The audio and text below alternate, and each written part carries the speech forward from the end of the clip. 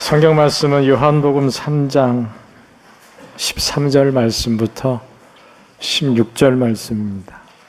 요한복음 3장 13절 말씀부터 16절 말씀. 찾으셨으면 함께 읽겠습니다. 하늘에서 내려온 자 곧 인자 외에는 하늘에 올라간 자가 없느니라. 모세가 광야에서 뱀을 든 것 같이 인자도 들려야 하리니 이는 그를 믿는 자마다 영생을 얻게 하려 하심이니라. 하나님이 세상을 이처럼 사랑하사 독생자를 주셨으니 이는 그를 믿는 자마다 멸망하지 않고 영생을 얻게 하려 하심이라. 아멘. 이제 서영수 목사님 나오셔서 말씀 전해 주시겠습니다. 주님이 사랑하신 우리 행복한교회 성도님들, 말씀으로 3일, 4일인가요? 섬기에 대해서 대단히 감사합니다. 2층 올라오는데 여러분 얼굴 몇 분 만났는데 표정들이 다 밝아가지고 사경을 꼭 해야 될 필요가 있나 싶었습니다. 오늘 예배 중 찬양 우리 중에서 주 오늘 여기 계시오니 다 와서 주의 말씀 듣세. 그 다음 가사가 듣기도 하고 생각하자. 듣기도 하고 생각해서 이거 참 진리로구나 이런 가사가 있습니다. 여러분. 저는 이제 국내 교회 집회보다는 해외 세미나를 많이 하고 있습니다. 아프리카, 중동, 또 남미 이렇게 작년 겨울엔 또 전쟁이 일어나고 러시아 또 갔다 왔습니다. 또 대상은 누구냐면 주로 목사님들이십니다.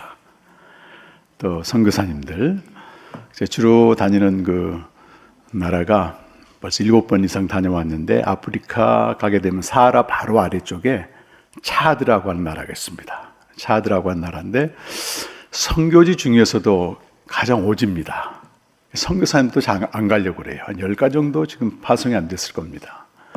매년 가고 있는데 교회가 아주 건강하게 돼 있고 특히 180개 종족이 나라를 구성하고 있는데 그 중에 제가 2017년 처음 갔을 때만 해도 한 80개 정도가 미전도 종족이에요. 그러니까 거기 제일 큰 교단인 이트 교단에서 훈련 선교사들 양성해서 미전도 종족으로 보내는 겁니다. 이렇게 보내서 거기 이제 복음이 전해지고 교회가 세워지게 되면 그 사람들이 빠져나오고 목사님들이 나가서 이제 들어가서 목회하고 이런 시스템입니다. 현지 선교사들이라고 부르는데요. 너무 열악하기 때문에 보통 절반 이상은 죽는 걸로 본인들도 알고 갑니다. 풍토병이나 이런 것 때문에. 목숨 걸고 가는 제가 볼 때는 굉장히 전사들이더라고요. 그래서 제가 한 3년 전에 이제 갔는데 그들을 매번 초청합니다. 선교사 코디네이터가 이제 한 명 한 명 소개해요. 40명인데.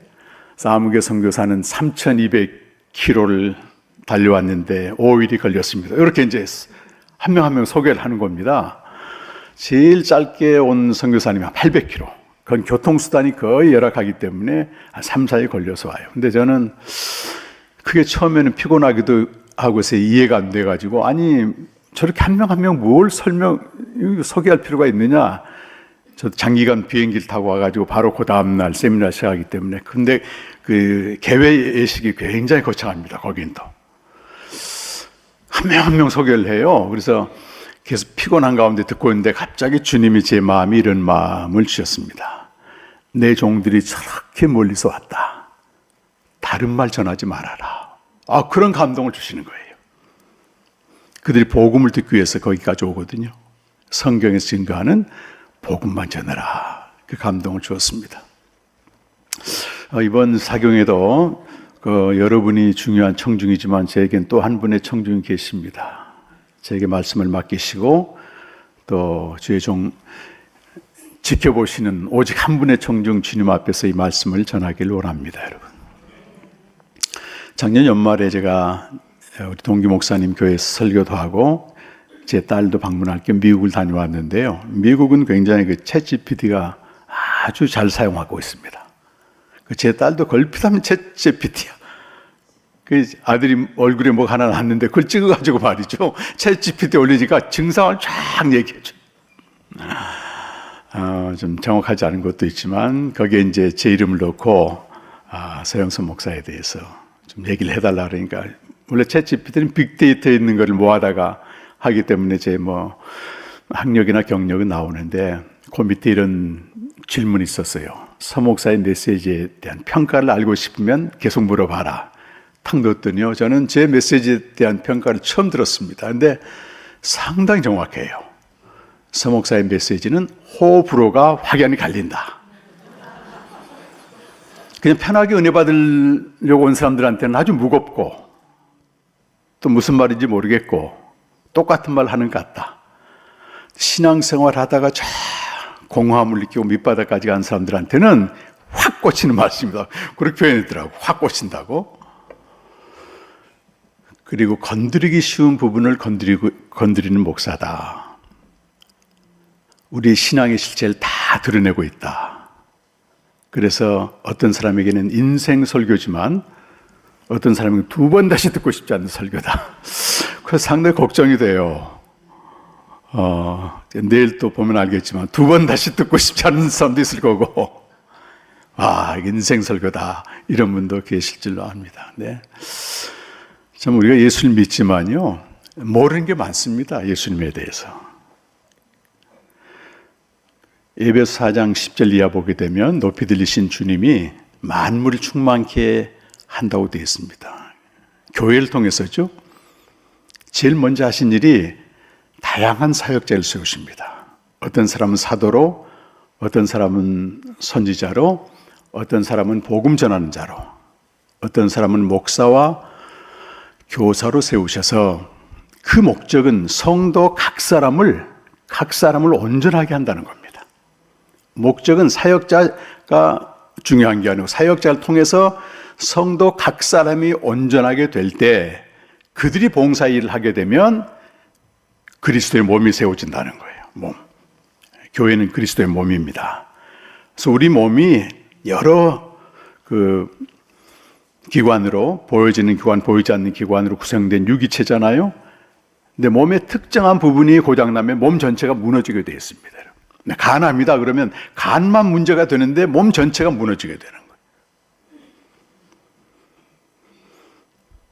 교회가 그렇습니다, 여러분. 성도 각 사람이 온전하게 돼야 됩니다.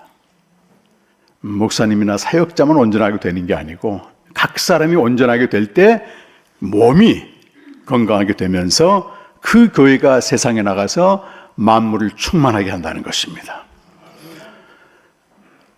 몸이 온전하게 된다는 얘기는, 성도가 온전하게 된다는 얘기는, 우리가 하나님의 아들을 아는 것과 믿는 것에 하나가 되어서 온전한 사람을 이루어서 그리스도의 장성한 분량이 충만한 데까지 이른다고 하는 것입니다, 여러분.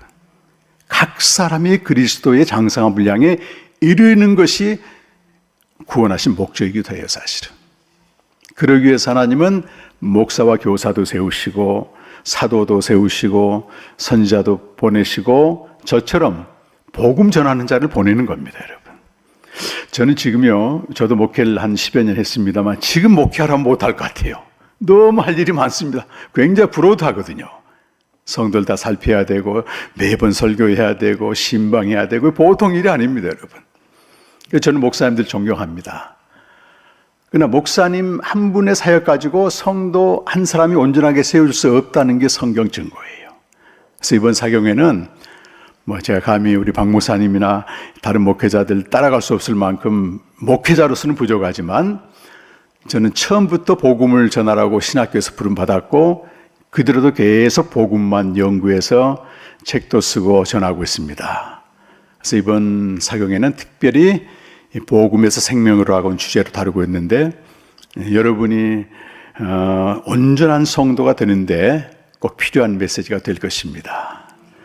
사모함으로, 간절함으로 참여하시기 바랍니다. 오늘 제가 마가복음 5장 읽다가 혈류병 여인을 봤어요. 혈류병 여인은 12년 동안 피가 흐르는 혈류병을 앓고 있었는데 많은 의사를 찾아다녀도 소용이 없어요.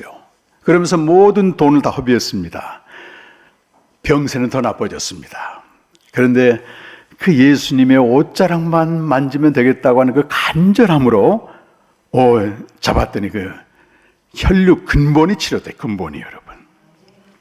여러분 신앙생활 12년 하신 분도 계시고 20년 하신 분도 계시고 뭐 50년 하신 분도 계시겠지만 이 내가 온전한 신앙에 이르지 못했다면 이 혈류병 여인처럼 간절함이 있어야 됩니다. 여러분. 왜 나는 직분도 받고 봉사도 하고 오래 다녔는데 달라진 게 별로 없을까? 변화가 안 될까? 하나님의 아들을 아는 것과 믿는 것에 하나가 되어서 온전한 사람이 되어야 되는데 왜 이럴까? 이런 그 혈류병 여인과 같은 절망에서 나오는 간절함이 이번 사경을 통해서 여러분에게 역사할 줄로 믿습니다, 여러분. 이미 다 됐다 하게 되면요, 굉장히 심각합니다. 라우디게아 교회가 그랬습니다. 계시록 3장에 보게 되면 제일 잘 사는 그 지역이었어요, 거기가. 그 사람들이 스스로 나는 부자다, 부족한 것이 없다 이렇게 하는데 문제는 신앙이 미지근해 펄쩍펄쩍 돼야 되는데 기뻐 뛰며 주를 보겠네 이런 게 없는 거예요. 이런 게. 근데 주님이 그들에게 뭐라고 말합니까? 너희가 알지 못하는 게 있다. 가련한 것과 곤고한 것과 가난한 것과 눈먼 것과 벌거벗은 것을 알지 못하는도다. 알지 못하는다. 무지해. 무지입니다. 무지. 알지 못하는 것을 내가 알게 되는 게 무지의 지가 가장 큰 지혜라고 소크라테스가 말했어요. 모른다는 걸 몰라 본인들이. 모른다는 걸 알면 희망이 있는데 모른다는 걸 모르니까 무지 속에 빠져 있으니까 희망이 없다는 겁니다. 그래 여러분 첫날이라서 성령께서 몇 시까지 인도할지 모르겠습니다만 제가 여러분 상황을 보고 그만해야 되겠다는 그만하겠습니다. 계속 듣기를 원하면 또 하겠습니다. 옛날 사도 바울은 모처럼 어디죠? 드로아인가 방문해서 밤새도록 말씀 전하니까 유두과가 떨어졌잖아요. 이렇게 자다가. 죽었는데 또 살아났어요. 말씀 들으면 죽지는 않을 것 같습니다. 여러분 58년 교회가 됐다고 들었습니다. 두 분의 목사님을 통해서 이렇게 교회가 건강하게 발전하고 참 제가 이제 오기 전에 행복한 교회 홈페이지 들어가서 목사님 설교도 듣고 두루두루 돌아봤는데 정말 은혜가 많이 됐습니다. 여러분. 신앙생활을 혼자 하는 게 아니고 교회라고 하는 공동체를 통해서 또는 여러분 각 소속되어 있는 구역을 통해서 형성이 되는데 내가 듣고 배우고 경험하는 모든 것들이 신앙의 어떤 전이해로 형성이 되어 있습니다. 그러니까 전이해라고 하는 것은 지금까지 경험해온 모든 것을 총괄적으로 내가 알고 있고 경험한 것들을 총체적으로 말하는데 20세기 들어오면서 해석학에서 중요한 개념이 전이해입니다. 전이해. 전이해가 아주 없는 사람들은 초신자들이나 갓난 아이들입니다. 아이들은 전이해가 없으니까 그냥 믿잖아요. 이렇게. 전이해가 많게 되면 자꾸 검증을 하게 됩니다. 저 말은 내가 알고 있는 거하고 좀 다르네. 부딪히게 되는 것이죠. 예수님 당시에 전이해가 가장 강고했던 사람들이 바리새인과 서기관들입니다. 이 사람들은요 성경 박사들이에요. 그리고 얼마나 종교 행위를 열심히 하는지 모릅니다. 금식, 기도, 구제 이런 건 기본입니다. 근데 문제는 자기들이 알고 있는 걸 전부라고 확신하고 있는 겁니다. 그러니까 하늘에서 오신 하나님의 아들이 말씀을 전해도 그 백성들은 막 기뻐하고 받아들이는데 이 사람들은 계속 판단만 해, 판단만. 누가복음 16장 15절에 보면 예수님이 그 바리새인들에게 하는 말씀이 저들은 스스로 옳다는 자들이다. 이 전이해를 꽉 붙잡고 있는 사람들은요 스스로 옳다는 사람들이에요. 그리고 주님은 그들을 가증히 여긴다 이렇게 말씀합니다.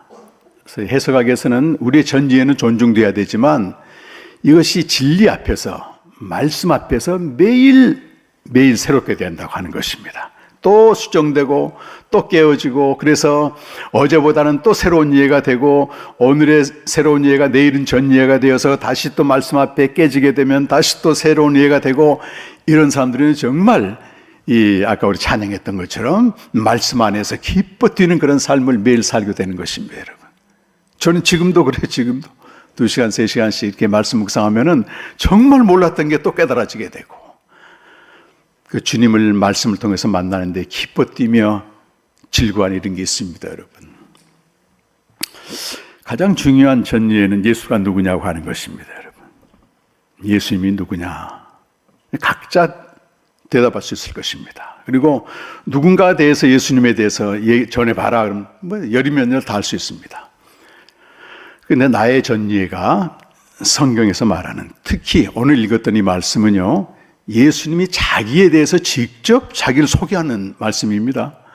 성경에 유일하게 등장하는 부분이에요. 예수님의 자기 소개라고도 말하고, 좀 고상한 신학자들은 예수님의 자기 계시라고 말합니다. 이게 뭐라고요? 예수님의 자기 계시. 계시란 말은 감춰졌던 게 드러난다 그런 뜻입니다. 예수님의 자기 계시. 갈라디아서 1장 12절에서 사도 바울은 내가 예수님에 대해서 배운 것, 복음에 대해서 배운 것은 사람에게 배운 것도 아니고 사람에게서 들은 것도 아니고 오직 예수 그리스도의 계시로 말미암아 되었다. 계시로 말미암아 되었다. 오늘 요한복음 3장 13절 15절 말씀은 예수님의 자기 계시를 다루고 있고, 이 계시를 전해준 대상이 누구냐면 니고데모입니다. 니고데모. 3장 1절부터 쭉 시작하거든요. 그 니고데모는 또 누구냐?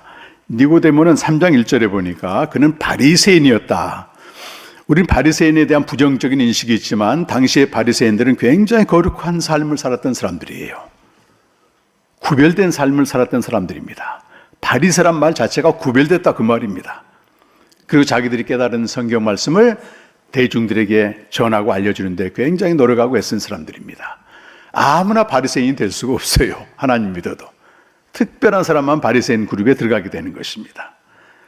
종교적으로 말하면 많은 행위를 통해서 하나님께, 자기들은 물론 하나님께 영광 돌린다고 하죠. 많은 행위를 통해서 하나님을 섬기고 또 신앙의 규칙을 다 지키고 성경 말씀도 부족해서 자기들이 만든 장로들의 전통까지 지키는 소위 신앙 행위의 끝판왕입니다, 여러분. 끝판왕. 근데 니고데모는 이게 종교적으로 정상했을 뿐만 아니고 세상적으로도 성공한 사람이에요. 유대인의 관원이라고 하는 것은 오늘날로 치면 헌법재판소와 같은 사내들인 72명 중에 한 명, 최고 재판사, 최고 재판소의 재판관입니다, 여러분. 그리고 뒤에 읽어보게 되면 이스라엘의 선생, 랍비는 성경에 정통한 사람.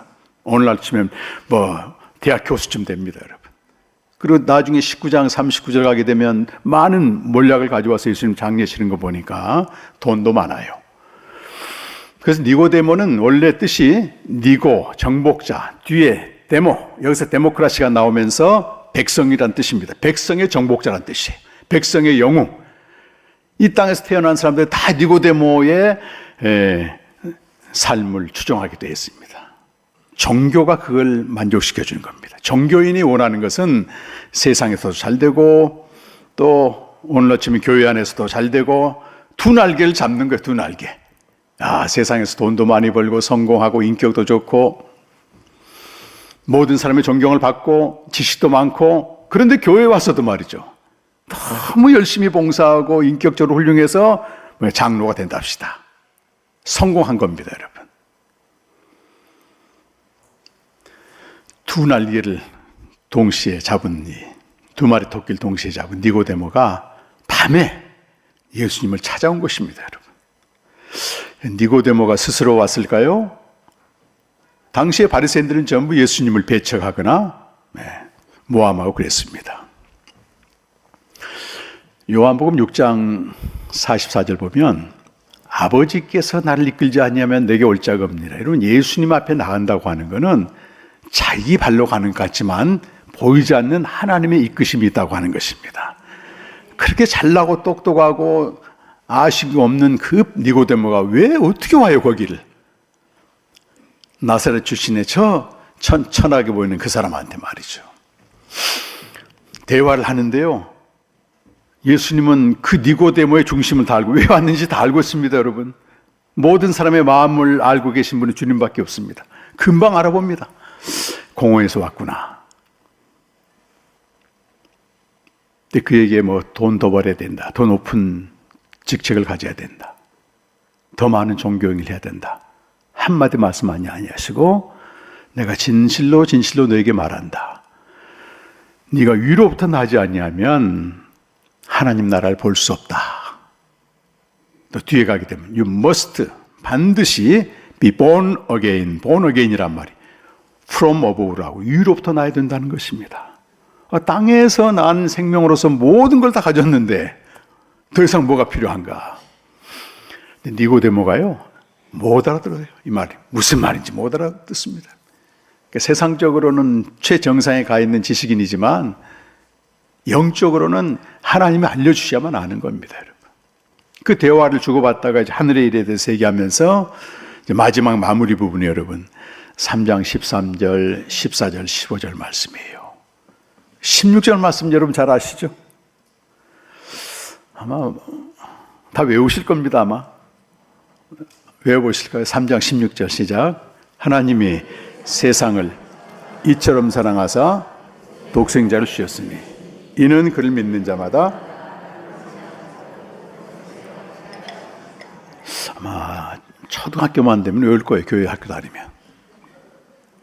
그래서 어떤 신학자는 요한복음은 가장 쉬운 복음서다. 왜? 누구나 3장 16절 다 외우니까. 또 그 말씀이 제일 중요한 말씀이거든요. 근데 또 한편으로는 가장 심오한 진리다 그렇게 말합니다. 하나님이 하신 가장 위대하고 크신 일 한 가지는 독생자를 이 땅에 보내신 겁니다, 여러분. 하나님이 독생자 하나밖에 없는 외아들을 보내셨다. 하늘나라에서는 엄청난 사건입니다, 이것이. 근데 3장 16절은 사실은 그 앞에 있는 13절, 14절, 15절을 영으로 깨달은 사람이 올리는 성령입니다, 성령. 그러니까 우리가 3장 13절, 14절, 15절 모르고 16절만 줄줄 외우게 되면 이건 완전히 초등학교 학생과 똑같아요. 무슨 말인지 몰라. 그래서 어쨌는데 말이지. 이 13, 14, 15절은 예수 그리스도의 계시라고 알려져 있고 13절은 기원에 대한 부분입니다. 기원. 기원은 뭐죠? 어디서 왔느냐 그 말이에요. 어디서 왔다 어디로 가는가? 그러면 사람 처음 만나게 되면 뭐부터 묻습니까? 기원부터 묻잖아요. 어디서 사세요? 어디서 왔어요? 예수님의 자기 계시도 기원에서 시작합니다. 3장 13절 말씀 같이 한번 읽어보겠습니다. 시작. 하늘에서 내려온 자 곧 인자 외에는 하늘에 올라간 자가 없느니라. 이번 사경회 때 제가 이제 성경을 띄우기도 하겠지만 성령께서 그때그때 생각나는 말씀들은 여러분이 찾으셔야 됩니다. 그래서 이 앞에 보는 것보다는 가급적 찾으시는 게 좋고요. 또 불가피하게 찾기 어려운 분들은 앞에 보셔도 되지만은 가급적 찾으십시오. 그래야만이 성경 구절이 내 뇌 속에 입력이 됩니다. 직접 내가 보지 않고 읽지 않게 되면 화면으로 스크린으로 가게 되면요 전두엽을 그냥 통과하기 때문에 그냥 다 지나가요. 바람처럼 지나가 버립니다. 그래서 가급적 찾으시고 이렇게 앞에 이제 연주하고 그런 분들은 찾기가 좀 불편하니까 찾는 마음으로 읽으시면 됩니다. 3장 13절은 예수님이 내가 어디서 왔어 어디로 간다고 하는 기원에 대한 말씀인데 하늘에서 내려온 자, 하늘에서 내려온 자를 다른 말로 예수님께서는 인자라고 말합니다. 인자 외에는 하늘에 올라간 자가 없느니라. 모든 사람은 땅에서 납니다. 유일한 한 분, 그분은 땅에 속하지 않고 하늘에서 오셔서 다시 하늘로 갑니다, 여러분. 오리진, 기원이라고 말합니다, 여러분. 불교 같은 데는 저도 불교를 한때 젊어서 다녔지만 불교는 기원을 묻지 않습니다. 철저히 현상을 묻는 종교입니다. 그래서 어떤 비구니가 부처님한테 가서 물었대요. 만물의 기원이 무엇이며 인간의 기원이 무엇이며 이렇게 기원에 대해서 물으니까 부처님 하시는 말씀이 네가 지금 독화살이 지금 맞아 독 화살이 맞아서 죽어가고 있는데 이 독 화살을 누가 쐈느냐, 또 거리가 얼마느냐, 뭘로 하나도 중요하지 않다. 당장 죽어가고 있는 네 병을 고쳐야 된다. 그 불교는 여러분 고진멸도라고 해서 고난을 다루는 종교입니다. 힌두교에서 파생된 거죠. 고통의 원인은 집착에서 오는 거고, 이 집착을 해결하기 위해서는 8정도 8가지 바른 삶을 살아야 된다고 행위 종교로 가는 거란 말이에요. 기원을 묻지 않습니다. 근데 잠언 30장 2절 이하에도 보게 되면 기원을 모르는 자는 짐승이라고 되어 있어요. 그래서 예수 그리스도의 계시는 철저히 기원에서 시작합니다. 근데 예수님에 대해서 뭔가를 안다, 그 말은 기원을 안다는 겁니다, 여러분. 하늘에서 내려온 자, 인자란 말은요, 구약에서 등장하는 말씀인데 우리는 그냥 설명이 필요해. 인자란 말은 하늘에서 내려온 자구나, 이런 뜻인데 당시에 요한복음의 독자들은 인자하게 되면 금방 들어옵니다. 이것이 하늘에 속한 자구나. 다니엘서 7장 13절에서 14절 보면 인자가 등장합니다. 한번 찾아보세요. 다니엘서 7장 13절 14절 말씀. 저기도 좀 준비가 되어 있는데요. 여러분 성경을 읽든 앞에 있는 띄어진 말씀을 읽든 다 같이 한번 읽어보겠습니다. 다니엘서 7장 13절 14절 말씀입니다.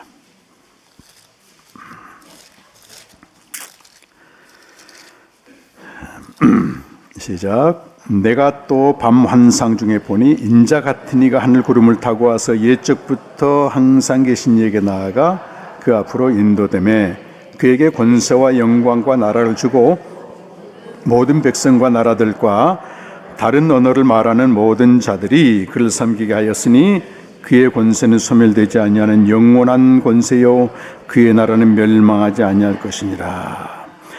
여러분 하늘에서 구름을 타고 오시는데 옛적부터 항상 계신 이는 영원부터 항상 계시는 하나님이십니다. 다른 번역본은 그렇게 되어 있어요. 그에게서 나라와 권세와 영광을 받아서 나라를 세우는데 그가 세우는 나라는 영원하다는 겁니다. 왜 이 말씀이 여기 들어있을까요? 다니엘은 누구예요? 소년 때 벌써 바벨론으로 끌려가가지고 메대와 페르시아까지 중직을 했던 유대인입니다. 하나님의 사람입니다. 근데 앞에 7장 1절부터 쭉 그 내용을 봐야만 이게 무슨 말인지 더 이해가 되는데요. 7장 1절부터 보게 되면 다니엘이 환상을 봤는데 짐승의 환상이 쭉 나와요. 처음에는 사자가 등장했다.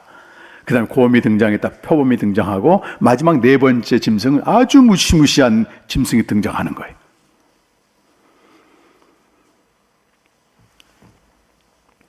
처음 사자의 환상은 페르시아 제국의 왕을 말합니다. 여러분. 지금 이란이죠. 페르시아가 이란으로 바뀌었는데 당시에 어마어마한 대국이었습니다. 페르시아가. 그다음 페르시아를 정복한 메대 왕국을 곰이라고 말하고 그 메대를 정복해서 천하통일한 사람이 처음에 사자는 바벨론입니다. 바벨론, 메대, 그 다음에 페르시아가 됩니다. 죄송합니다. 페르시아가 끝나고 난 다음에 페르시아를 정복한 자가 알렉산더입니다. 여러분. 헬라 시대가 시작됩니다. 다니엘서의 독자들은 헬라 시대에 어마어마한 박해를 받고 있는 겁니다. 지금. 근데 지상 제국의 왕은 아무리 강력해도 뭐가 있다? 한시적이라고 하는 것입니다. 다 지나간다는 거예요.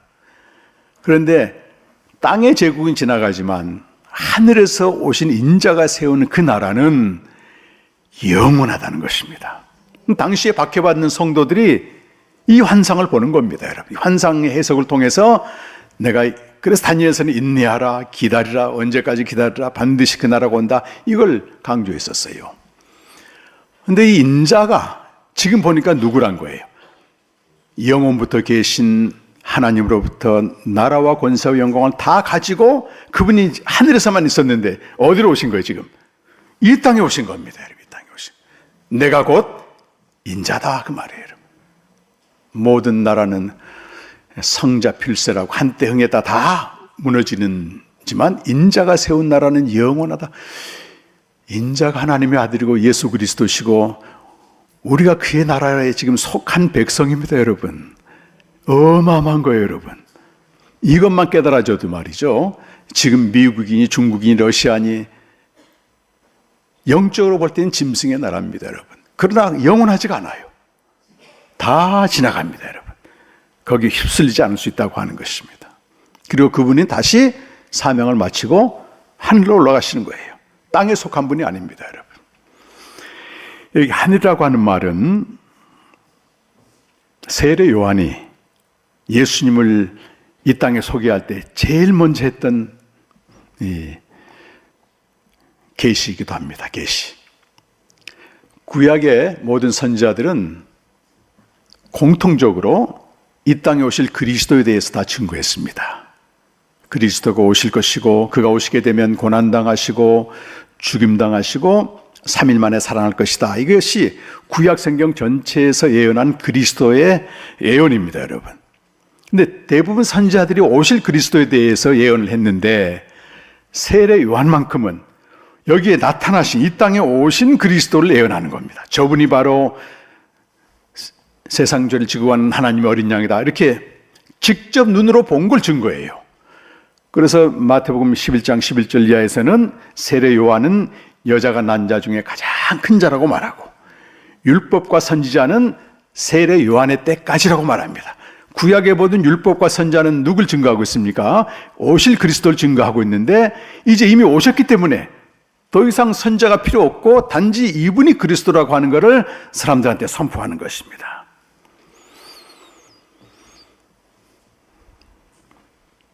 마태, 마가, 누가복음을 이제 공간복음이라고 말하죠. 공통된 관점에서 기록된 예수님에 대한 이야기고 요한복음은 조금 다릅니다, 여러분. 뭐가 다른가 하면 마태, 마가, 누가는 하여튼 예수님의 지상적인 삶만 다뤄요. 근데 요한복음은 창세 이전부터 존재하시는 그리스도에 대해서 얘기한다고요.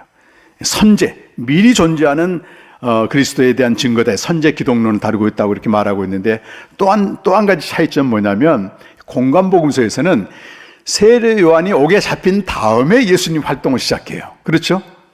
근데 요한복음은 두 분의 활동이 겹친다 이렇게. 요한복음 3장 여러분 그 21절인가 그 이하 보게 되면 세례 요한의 제자들이 요한에게 와서 자기 스승이 와서 막 따지듯이 물어요.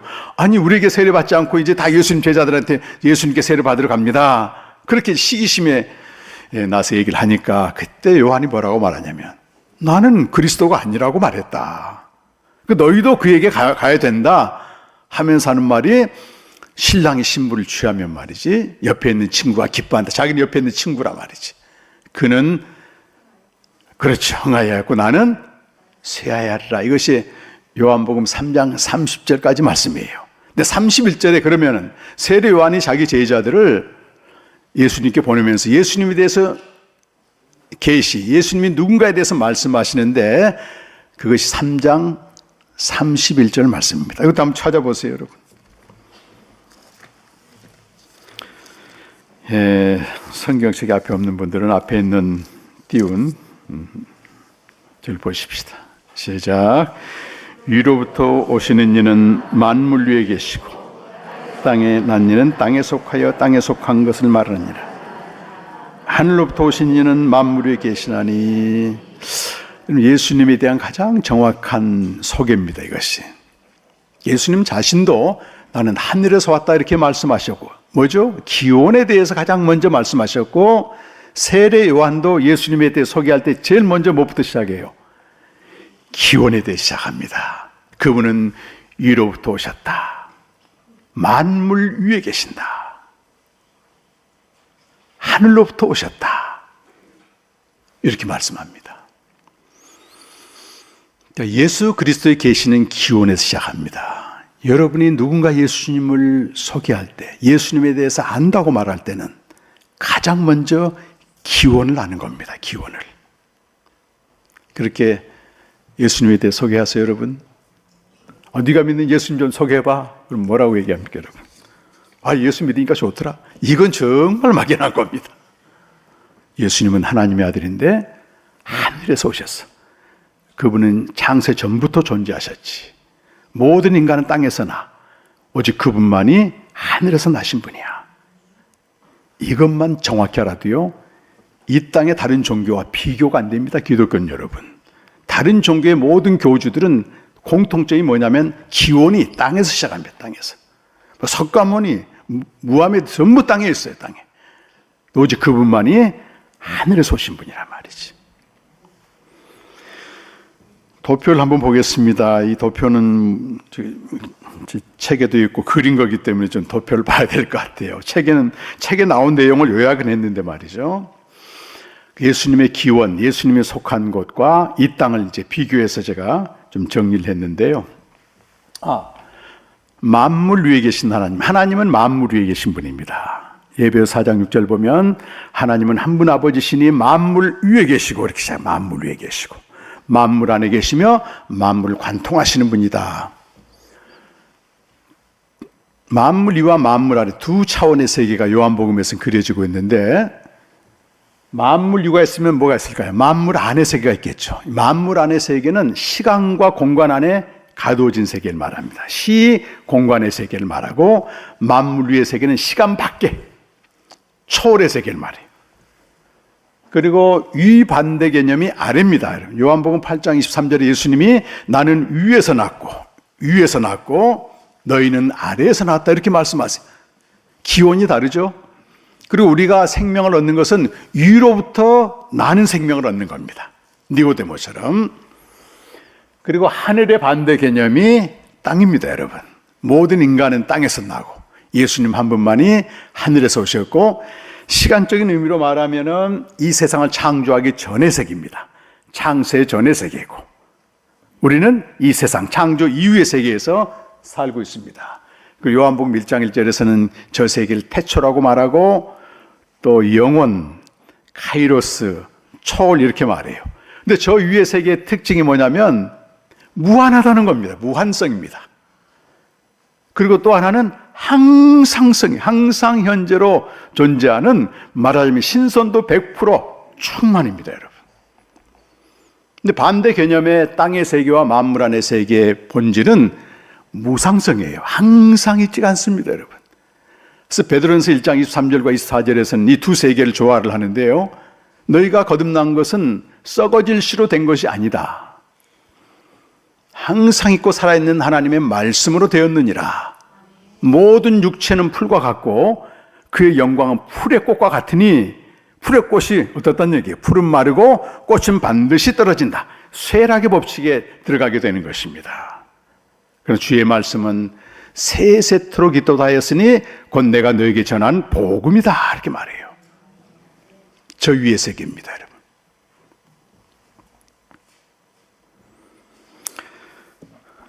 지금 제2 역학에서 발견한 양자 역학에 속하겠죠. 중요한 발견 중에 하나는 우주 만물, 시간과 공간 안에 있는 모든 물질은 시간이 가면서 점점 쇠퇴하다가 없어진다고 하는 걸 얘기해요. 그게 방금 제가 말씀드렸던 베드로전서 1장 24절에 있는 모든 육체는 풀과 같고 그 영광은 풀의 꽃과 같다. 풀은 마르고 꽃은 떨어지게 되어 있습니다. 우리 몸도요. 어때요? 이 땅에서 났잖아요. 장차 부활할 몸은 하늘로부터 다시 이제 영광스러운 몸으로 옷 입는데 지금 몸은 땅에서 납니다. 그러니까 한때 풀의 꽃처럼 피었다가 젊었을 땐 다 미남, 다 그럴 땐 나이가 들면 어떻게 돼? 평균화가 돼. 뭐 꾸며도 표도 안 납니다, 이제는. 오늘 찬양하는데 우리 권사님도 찬양하시고 중년분도 찬양하시고 저는 이미지가 어떻게 됐냐면 청년들만 찬양하는 줄 알았어요. 특별한 교회네, 특별한 교회.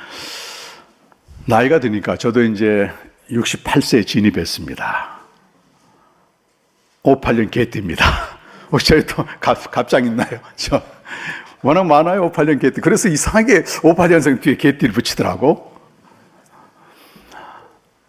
지금은 이제 몸을 돌보느라고 라면이라 이렇게 몸이 안 좋은 걸 삼가합니다, 여러분. 그리고 이제 밥도 적당량만 먹고 이렇게 하는데요. 그렇다고 해서 안 늙을까요, 몸이? 천년만년 살까요? 아닙니다, 여러분. 기온이 땅에서 난 것은 아무리 내가 관리를 잘해도 다 쇠하게 되어 있습니다. 우리 기독교 신앙은 땅에서 시작합니다, 여러분. 어느 날 복음을 알고 복음을 통해 저 위의 세계로 도약하지 않게 되면 우리의 신앙은 특별히 잘못한 거 없어요. 인격적으로 나쁜 짓 안 합니다. 교회 봉사도 나름대로 합니다. 근데 이상하게 어떻게 돼요? 가면 갈수록 쇠퇴하게 되어 있습니다. 유대인들이 그랬습니다, 여러분. 행위를 의지하고 행위를 열심히 하는 사람들은 가면 갈수록 이상하게 자기가 세워지면서 그 심령이 메마르게 되고 황폐하게 되고 완고하게 된다는 거예요, 여러분. 이번 사경에 중요하게 다룰 생명은 저 하늘에 속한 것입니다, 여러분. 생명을 알지 못하고 우리가 열심히 믿게 되면 특별히 잘못한 게 없는데도 가면 갈수록 쇠퇴합니다, 이게. 그러면서 그 사람들이 제일 스스로 괴로워서 하는 말이에요. 야, 나 첫사랑 좀 회복해야 되겠다. 첫사랑 좀 회복해.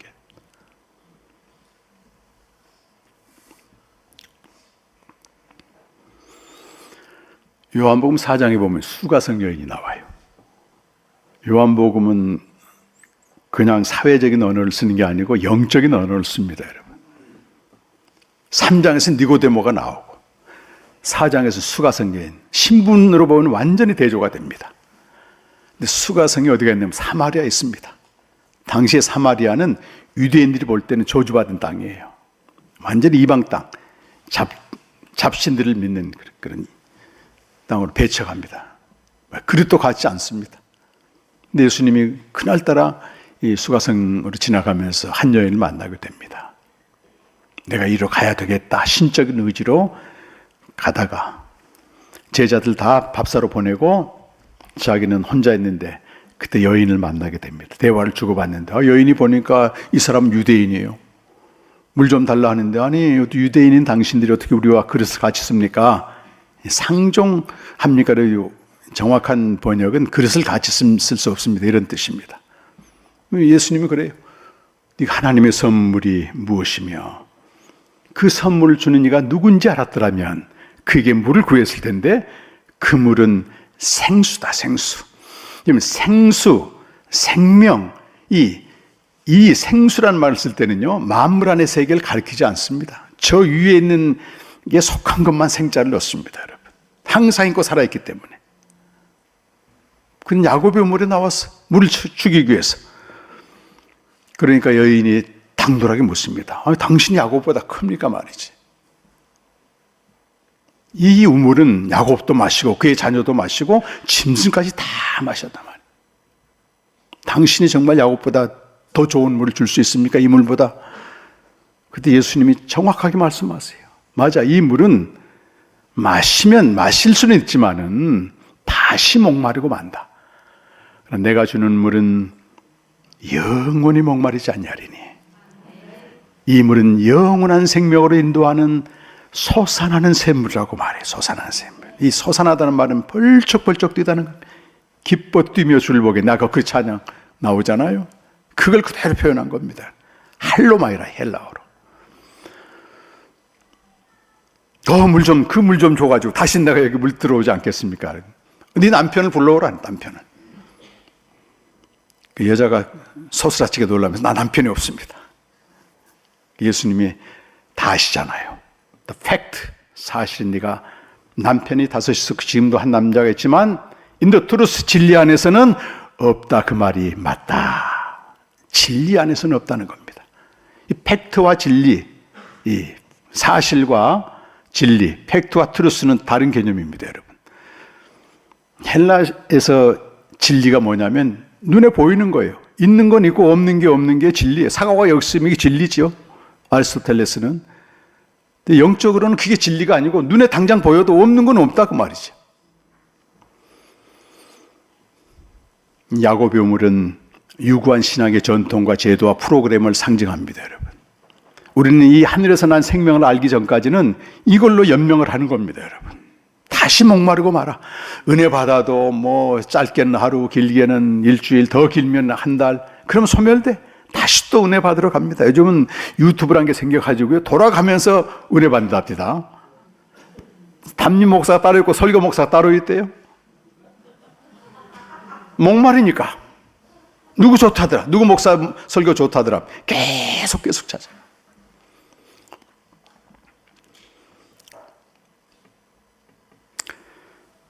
야곱의 우물은 찰스 바레트라고 한 유명한 주석가가 얘기한 것처럼 육적인 생명에 적합하다 말이지. 고린도 교회도 그랬지만 교회 안에도 육적인 신자가 있는가 하면 이 진리를 깨닫고 정말 주님과 교제하며 펄쩍펄쩍 뛰는 영적인 신자가 있단 말이에요. 육적인 신자는 관심이 전부 세상이야. 이런 사람들한테는 야곱의 우물이 맞아. 계속 프로그램 돌리면서 계속 그래도 뭐가 돼요? 뭔가 내가 했다고 하는 자부심이 생기죠. 근데 그거는 다시 목마르고 많은 물입니다, 여러분. 우리 교회는 프로그램을 얼마나 하는지 모르겠지만 제가 아는 목사님은 프로그램 중독에 중독. 근데 사람들이 많이 모였어요.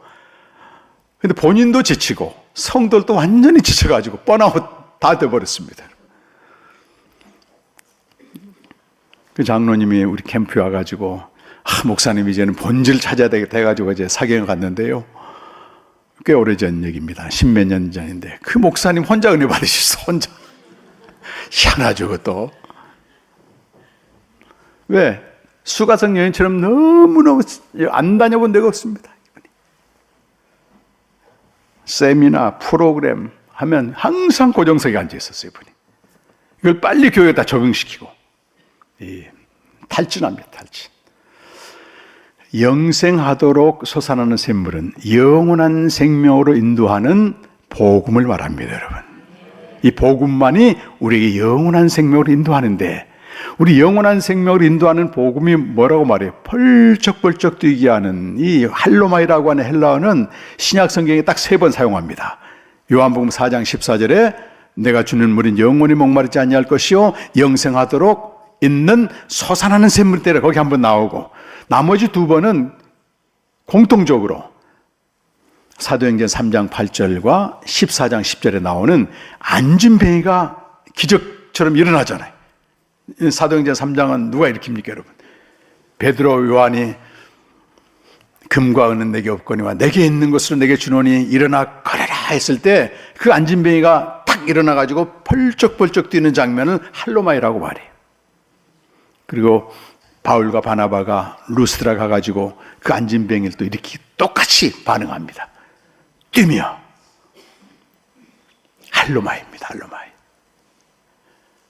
우리 복음을 통해 생명을 알기 전까지 우리 신앙은 죄송하지만 안진뱅이 신앙이에요. 그때 주는 물을 야곱의 물로 연명하면서 이리끼고 저리끼고 하면서 이 안에서 스스로 솟아나는 자생하는 게 없습니다. 자가 발전이 없어요. 뭔가 외부의 도움을 받아야 돼. 물동이를 가지고 어디론가 가야만 되는 거예요. 유튜브를 켜고 누군가의 설교를 들어야 돼. 근데 그에게 주님이 찾아오신다는 겁니다, 여러분. 내가 이리로 가야 되겠다. 그런 분이 계시다면 이번에 수가성 여인처럼 생수를 펄쩍펄쩍 솟아나는 안진뱅이 신앙에서 펄쩍펄쩍 아까 찬양하는데 뭐 좀 뛰고 싶더라고. 기뻐 뛰며 주를 보겠네.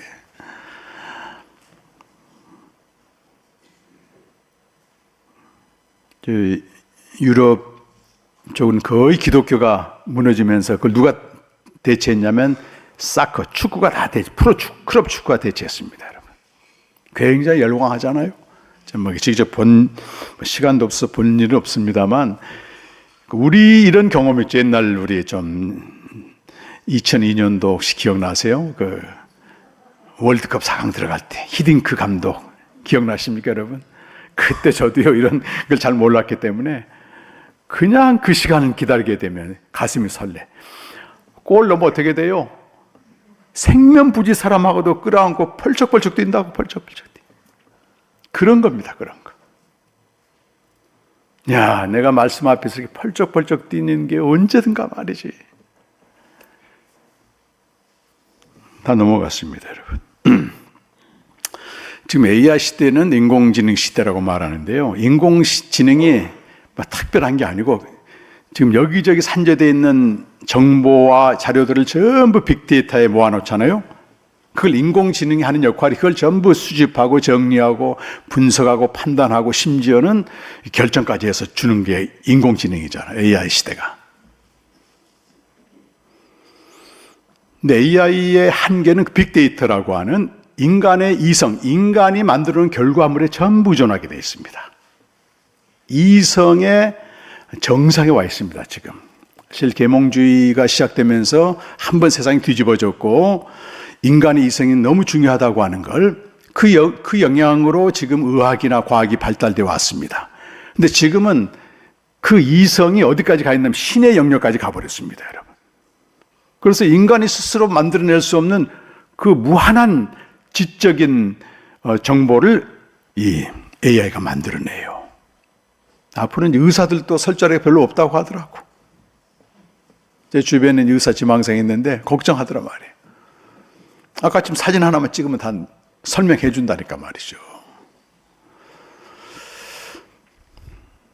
근데 이성이라고 하는 거는 만물 안의 세계에서만 경험할 수 있습니다, 여러분. 초월의 영역은 우리 인간의 이성으로 갈 수가 없습니다. 그래서 칸트가 이성의 한계에 대해서 종교를 말하면서 저 위에 계신 신은 알 수 없다. 커튼을 쫙 쳐놨어요. 그 대신 우리 안에는 양심이 있다. 기독교는 양심을 따라서 시대가 바뀌어도 변하지 않는 정언명법이라고 하는 산상수훈 같은 거, 이걸 지킴으로써 형성되는 종교다. 기독교를 도덕적이고 윤리적인 종교로 만들어요. 저 위에 있는 신은 딱 가려놓고 모르죠. 그 나중에 이제 슐라이마 같은 사람은 아니다. 우리 안에는 신을 아는 하나님을 직접적으로 만날 수 있는 기관이 있다. 직관의 능력이 있다고 얘기를 했습니다. 그러면서 한 시대가 흘러갔는데 그대로 두 번의 전쟁이 지나고 나면서 지금 AI 시대가 되면 될수록 사람들이 뭘 하냐면 보이지 않는 초월의 세계를 계속 추구합니다, 여러분. 근데 교회는 모르겠습니다. 근데 이미 세상은 가 있습니다. 더 이상 보이는 곳에서, 보여지는 곳에서 우리 영혼의 만족을 얻을 수 없는 시대가 됐다고 철학이나 과학이나 예술이나 문학이나 종교가 다 그쪽으로 갑니다. 제가 벌써 해가 바뀌어서 재작년이 됐는데요. 전라북도 가게 되면 선운사라고 하는 절이 있습니다. 이제 절을 가려고 한 게 아니고 곧 지나서 산을 올라가려고. 그 절을 부득불 지나가는데 절 앞에 말이죠. 공고문이 다 크게 써 있어요. 아미타불, 금요 철학 기도회. 어서 많이 들어봤죠? 금요 철학 기도회인데 아미타불 기도회야. 2만 원씩 내고 와야 돼요. 근데 뭐라고 써 있냐면 제가 깜짝 놀란 게 본래 불교는 땅의 걸 많이 구했어요. 전에만 해도. 소원성취 해서 등도 달고 다 이랬단 말이에요. 그런데 이 사람들이 완전히 달라지고 있어요. 패러다임이. 아미타불 기도를 드리게 되면 공간을 초월한, 입안에 나와 초월이란 말씀입니다. 공간을 초월한 복락을 누리게 되고 시간을 초월한 영혼의 세계에서는 즐거움을 누리게 됩니다. 와, 제가 이 두 단을 보고 깜짝 놀란 거예요. 공간을 초월한, 시간을 초월한 영혼. 이 불교가 벌써 거기까지 가 있습니다, 여러분. 얼마 전까지 종정했던 진저 스님은 아예 대놓고 미국에 가가지고 말이죠. 리버사이드 처치에다가 이런 큰 예배당에다가 불교 만장을 탁 걸어놓고 여러분, 우주 창조 이전에, 이 세상이 창조되기 전에 여러분이 존재했습니다. 그렇게 말해요. 진아, 참 진짜 나자를 써가지고 진아를 만나게 되면 모든 고통을 초월하게 됩니다. 이 땅에서 수억 년을 살게 됩니다. 절대 자유가 임합니다. 와, 그 얘기를 하고 있는데요. 거기 앉아있던 유력한 그리스도인들이 다 침을 흘려 앞서갑니다, 지금. 초월의 세계를 추구하고 있습니다. 세상이 무섭게 변합니다, 여러분. 관상, 초월의 세계를 추구합니다. 요가, 초월을 경험하게 합니다. 양자역학, 분명히 대상은 보이지 않는데 어떤 거는 분자로 보이고 어떤 건 입자로 보이고 다 바뀌는. 급속도로 세상이 변하고 있어요. 무슨 변화입니까? AI 시대에 대응하는 초월을 지향하고 있습니다, 여러분. 그러면서 다른 종교나 철학에서요, 영혼이란 말, 이터너티란 말을 계속 사용하고 있습니다. 이 단어가 전도 3장 11절 말씀 보게 되면 하나님이 모든 사람의 마음속에 이터너티, 영혼을 사모하는 마음을 심어낸다. 그러니까 인간은 만물 안에 있는 걸 다 가져도 만족할 수 없는 존재예요. 이미 거기를 사모하도록 세팅을 해놨다고 됐어요, 영어 성경에는. 그 영혼이란 말을 다른 종교나 철학이나 예술에 다 사용하고 있다고. 그런데 여기에 대해서 연구한 우리 동역자 목사님이 그 부분만 가지고 900페이지 논문을 썼는데요. 다 들여다보니까 거기에 영혼은 있는데 가장 중요한 실체가 빠져 있어요. 생명이 없습니다, 여러분. 생명이 빠져 있습니다. 그래서 영혼을 가리켜, 다 종교에 영혼을 가리켜 이 껍데기만 있는 외연이다 말하고, 영생은 그들이 그렇게 찾고자 하는 영혼의 시면이다, 이렇게 표현했습니다. 세상이 저렇게 변하고 있는데 저는 분명히 영생의 말씀을 전하고 있고 생명을 계속 전하고 있기 때문에 보이는 게 뭐냐면, 제가 예측하기는 이 초월의 세계인 영생을 누리는 교회와 초월의 세계인 영생을 아는 신자와 그걸 알지 못하고 만물 안에 갇힌 신자로 나누어지게 됩니다. 앞으로는 영생, 초월의 세계를 알지 못하는 신자는 갈수록 풀의 꽃처럼 쇠락하게 되었습니다, 여러분. 거의 사라지게 됩니다, 여러분. 교회도. 그러나 초월의 세계를 알고 영생의 실제를 알고 영생을 누리는 신자나 교회는 교회의 본질을 유지하면서 견고하게 서갈 것입니다. 세상이 지금 초월을 주장하고 있는데 거기는 내용이 없습니다, 여러분. 실체가 없습니다. 우리는 거기서부터 실체이신 생명을 가지고 주님이 오셨다고 하는 것이에요, 여러분. 첫 번째 기원이고, 두 번째는 그분이 하신 일입니다. 3장 14절 말씀을 같이 한번 읽겠습니다. 시작. 모세가 광야에서 뱀을 든 것 같이 인자도 들리하리니. 모세가 광야에서 뱀을 든 사건은 민수기 21장에 나오고 있습니다. 모세가 이스라엘 백성들을 데리고 광야로 지나가고 있는데 이제 거의 40년 끝날 쯤 됐어요. 근데 이스라엘 백성들이 우회하라고, 하나님을 우회하라고 하기 때문에 마음이 상해가지고 하나님을 원망하고 불평했을 때 하나님이 뱀을 보내가지고 다 뱀독에 물려서 죽게 된 그런 상황이었습니다.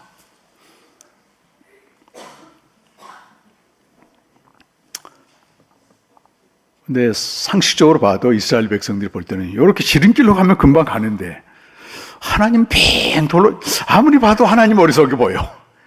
혹시 그런 경험 있습니까, 여러분? 하나님 답답할 때 있습니까, 여러분? 이렇게만 가면 금방 될 것 같은데 뺑 돌아.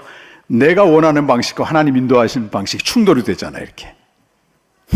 뜻이 같아야 됩니다, 뜻이. 아모스 3장 3절에서는 뜻이 같지 않냐면 동행할 수가 없느니라. 하나님이 분명히 함께 하시고 동행하는데 이스라엘 백성의 생각과 기대와 엉뚱하게 가는 겁니다, 여러분.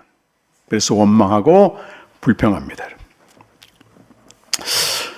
이스라엘 백성들이 원하는, 애굽에서 나와서 원하는 삶은 이제 노예에서 해방됐으니까 좀 편하게 살면서 마음껏 먹고 마시고 좀 이렇게 살았으면 좋을 것 같아. 하나님은 그렇게 인도하지 않고 더 고생을 시키네, 이렇게. 하나님이 이스라엘 백성을 향한 뜻은 그들이 광야 생활을 통해서 순종하는 법을 배우도록 하기 위한 것입니다. 그 신명기 8장 2절 3절에 나오고, 결과적으로 사람이 떡으로만 사는 게 아니고 하나님의 입에서 나오는 말씀으로 산다고 하는 걸 알려주기 위해서 그들이 원하지 않는 삶으로 계속 인도하고 있는 겁니다. 훈련이죠, 하나의. 근데 그걸 알 리가 없는 이스라엘 백성들이 하나님을 원망하니까 뱀을 무시무시하죠, 뱀. 하나님의 해법이 기가 막혀요. 뱀에 물려서 죽어가고 있으면 상식적으로 의사를 보내주고 해독제를 발라줘야 되는데 또 뱀을 매달래. 구리로 된 뱀을 매달고 쳐다보면 산다 이렇게 말씀하세요. 안 맞죠? 이것도 우리 상식과? 옛말에 자라보고 놀란 것은 뭐 보고 놀란다 그랬습니까?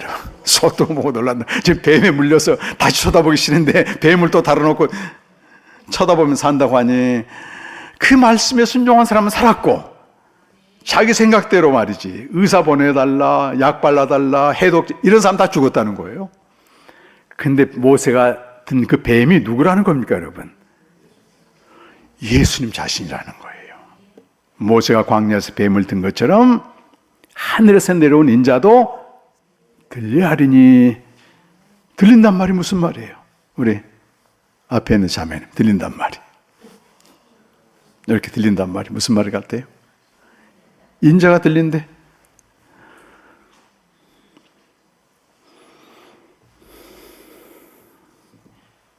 예수님이 직접 말씀하십니다. 요한복음 12장 여러분 32절 한번 찾아보겠습니다.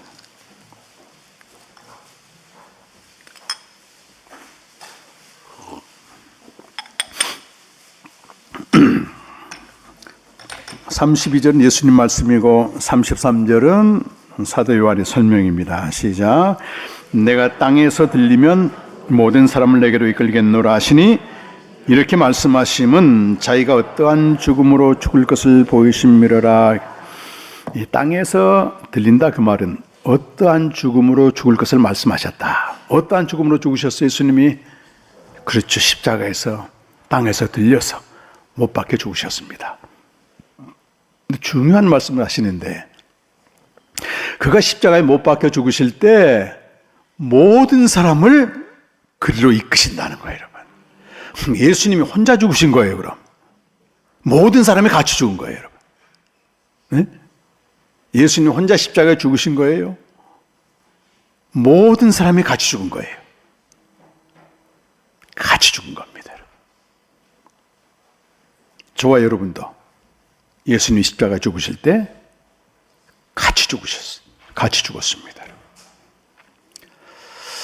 이걸 사도 바울이 몰랐을 때는요, 사람을 육으로만 판단했습니다. 유대인들은 선민이고 이방인들은 버림받은 백성들이고 사람을 차별했습니다.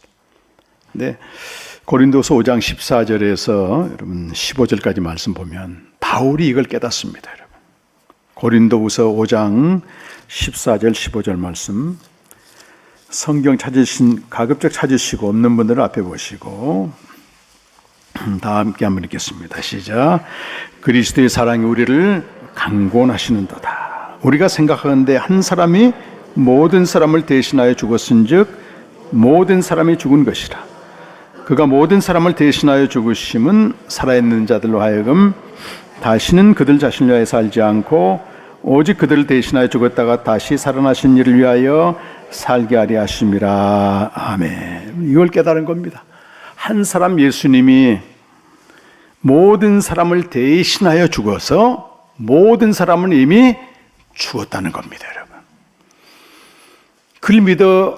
그걸 믿는 사람들에게는 새로운 생명을 얻게 되는데 산 자는 다시는 자기를 위해 살지 않고 죽었다가 사신 그리스도를 위해 산다는 겁니다. 그러면서 16절, 17절에 계속해서 이렇게 말씀하고 있어요. 시작. 그러므로 우리가 이제부터는 어떤 사람도 육신을 따라 살지 아니하노라. 비록 우리가 그리스도도 육신을 따라 알았으나 이제부터는 그같이 알지 아니하노라. 그런즉 누구든지 그리스도 안에 있으면 새로운 피조물이라. 이전 것은 지나갔으니 보라 새 것이 되었도다. 전에는 육신을 따라 사람들을 알았는데 이제는 사람들을 볼 때 저 사람을 위해서도 그리스도가 대신 죽으셨구나 이렇게 본다는 겁니다. 여러분. 모든 사람을 대할 때 영으로 보는 겁니다. 그리스도가 대신 죽은 영혼들로 보는 겁니다. 그들이 이 복음을 듣고 이 사실을 알기만 하면 그리스도 안에 있게 되는데 그렇게 되면 누구든지 이방인이든 죄인이든 세리든 유대인이든지 할 것 없이 누구든지 그리스도 안에 있게 되면 이게 무슨 말이겠어요? 그리스도가 그와 함께 죽었다는 사실을 알고 믿는 자들은 새로운 존재가 된다는 겁니다. 모든 사람에게 가능성을 두는 것입니다. 그래서 모든 사람에게 미친 듯이 복음을 전하는 거예요. 영혼들 대할 때 그도 그리스도가 죽어주신 소중한 존재라고 보는 것과 저 사람의 행실을 보니까 지옥 가겠네, 완전히 다릅니다, 여러분. 그래서 높이 들리심에 이 땅에서 들리셨다는 얘기는 그의 십자가 죽음을 말하고, 또 사도행전 2장 33절 보니까 여기 높이심이라고 표현되는데 들리답니다, 원래. 2장 33절 사도행전. 자, 시작. 하나님이 오른손으로 예수를 높이심에 그가 약속하신 성령을 아버지께 받아서 너희가 보고 듣는 이것을 부어주셨느니라. 예수님이 땅에서 들리신 것은 십자가의 죽음과 부활과 승천과 성령을 보내주신 이거 총괄적인 복음이라고 말이죠. 구원의 사건을 말합니다. 땅에서 들리신 것을 죽음과 부활로 봤을 때 죽음과 부활을 복음이라고 말합니다. 복음. 복음이 무엇이에요, 여러분? 예수 그리스도의 죽음과 부활의 사건을 복음이라고 말합니다. 신약 성경에서는 복음에 대해서 아주 정확하게 말씀하고 있습니다. 이번 그 사경의 주제가 복음의 생명으로이기 때문에 우리가 다른 건 몰라도 복음에 대해서 정확히 알아야 돼요. 대강 알면 되지 뭐. 큰일 납니다, 여러분.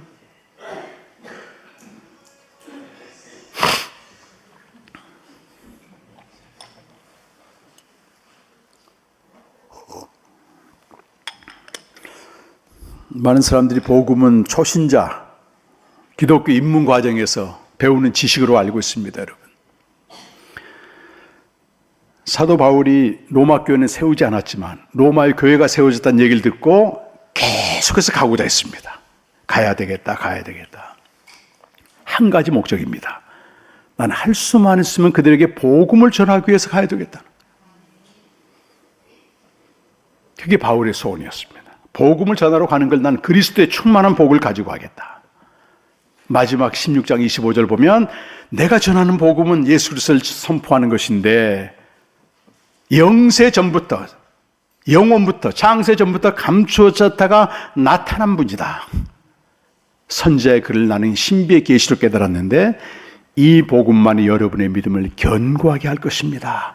이미 구원받았는데도 복음을 정확히 성경이 증거한 복음을 전해야 되겠다고 하는 것입니다. 하나님이 남자 여자를 창조하시고 먼저 아담을 창조하시고 에덴 동산에 뒀어요. 그리고 계명을 주십니다. 동산 중앙에 있는 나무는 임의로 먹되, 임의로 먹다 그 말은 히브리어 원문에는 먹고 또 먹고 이런 강조형입니다. 선악을 알게 한 나무의 열매는 먹지 말라. 먹는 날에는 죽고 죽으리라. 우리 성경은 반드시 죽으리라 이렇게 되어 있어요.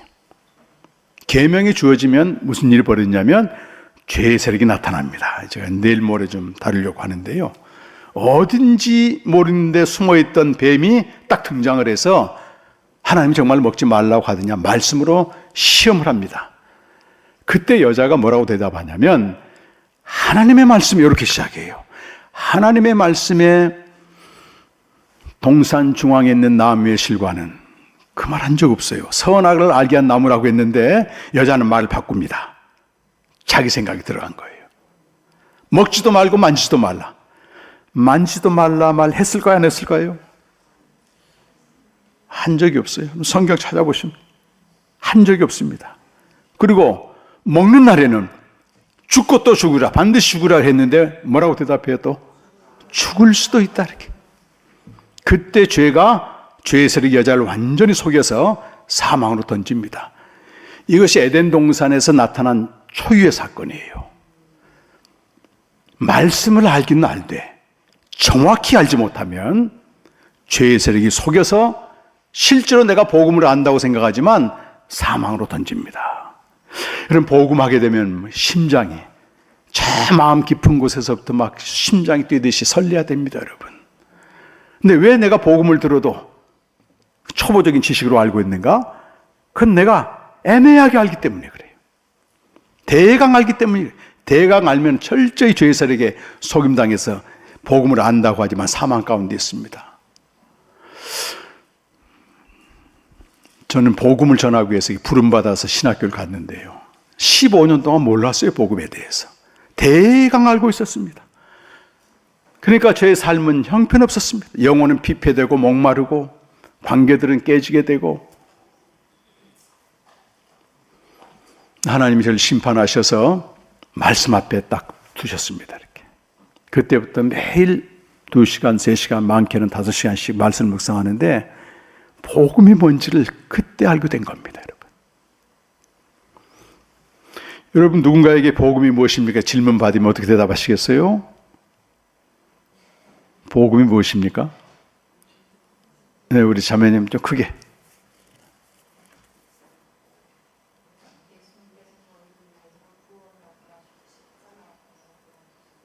네, 설명을 하신 거죠 지금. 네, 그것도 귀합니다만 신약 성경에서 복음을 뭐라고 정의하고 있는가 아주 정확한 정의가 있습니다. 마가복음 1장 1절에 보면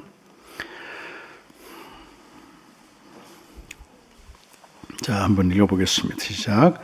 하나님의 아들 예수 그리스도 복음의 시작이다. 복음은 하나님의 아들 예수 그리스도신데 그냥 우리가 이걸 고유명사처럼 읽으면 전혀 의미가 와닿지 않습니다. 예수라고 하는 이름은 하나님의 아들이 이 세상에 오셨을 때 육신을 입고 오셨을 때 하나님이 지어준 이름이에요. 예수는 마태복음 1장 21절에 그 이름을 예수라 하라. 그는 자기 백성을 그들의 죄에서 구원할 자다. 예수란 말이고 그 이 땅에서 출생하여 이 땅에서 오셔서 3년 동안 공적으로 활동하셨던 예수란 분이 역사적 예수가 창세 전부터 존재하신 하나님의 아들이고 이게 하나님의 아들입니다. 하나님의 아들로서 그리스도고 또 뒤에는 뭐가 따라붙어요? 그리스도로서 예수입니다, 여러분. 그리스도로서 예수라 그 말은 고난당하시고 죽임당하시고 부활하신 그리스도란 뜻입니다, 여러분. 로마서 1장 2절에서 4절도 복음에 대한 정의가 나오는데 2절, 3절, 4절 각각 뭐가 등장하게 되면 아들이란 말이 등장해요. 자, 로마서 1장 2절에서 4절까지 시작. 이 복음은 하나님이 선지자들을 통하여 그의 아들에 관하여 성경에 미리 약속하신 것이라. 육신으로는 다윗의 혈통에서 나셨고 성결의 영으로는 죽은 자들 가운데서 부활하사 능력으로 하나님의 아들로 선포되셨으니 곧 우리 주 예수 그리스도시니라. 보면 이 복음은 이 2절 말씀은 구약 성경의 복음을 말합니다. 하나님의 선지자들 통해서 그의 아들에 관하여 성경이 미리 약속했다. 구약에서 복음은 약속된 복음입니다. 약속된 그리스도를 말합니다. 약속된 하나님의 아들을 말합니다. 그가 드디어 육신으로는 다윗의 혈통에 나셨는데 4절에 보니까 죽은 자들 가운데서 부활하사 고난당하시고 죽으시고 부활하사 하나님의 아들로 선포되셨는데 그를 가리켜 우리 주 예수 그리스도다. 그래서 복음은 역사적으로 활동하셨던 예수라는 분이 하나님의 아들임과 동시에 죽으시고 부활하신 그리스도가 된다고 하는 것입니다. 이것을 복음이라고 말해요. 요한복음은 다른 각도에서 쓰여졌지만 많은 표적이 등장합니다. 요한복음을 물이 포도주로 바뀌는 거, 또 뭐가 있습니까? 왕의 신하의 아들이 낳은 거, 38년 된 병자가 고침받은 것, 날 때부터 소경된 자가 눈이 떠지는 것, 바다 위를 걷는 것, 가장 흥분시키는 기적이 떡 5덩이와 물고기 2마리를 5,000명을 먹인 급식 표적, 그리고 마지막이 무슨 표적이에요? 죽은 나사로를 살린 어마어마한 표적들입니다. 이 표적이라고 하는 것은 초자연적인 사건이에요.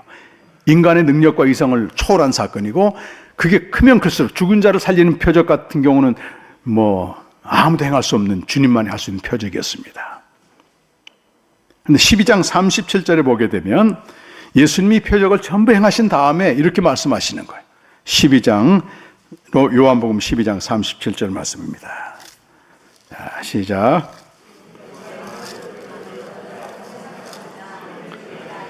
그래요.